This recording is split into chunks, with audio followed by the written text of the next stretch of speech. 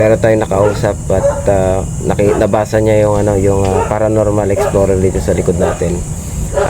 Kaya nandito tayo para magsagawa ng investigasyon, magtanong kung meron ba dito sa lugar na ito, dahil meron daw ditong dalawang tao na ang namamatay. Ang sinabi nila, iisa lang ang kwento, sinasakal, parang ganun sa panaginip.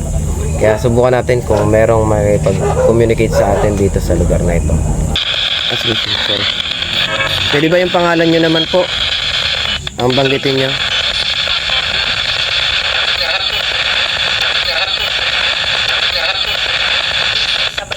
Sinabi niya, Salandron.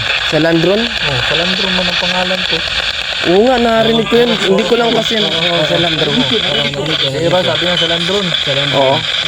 Narinig ko man. Salandron man ang pangalan ko. Wow. Oo. Ha? Tapos binanggit yung pangalan Hindi mo. mo pakilala sir, maano ka niyan? Last name ko. May Salandron. Yun ba yung tawag ko sa'yo?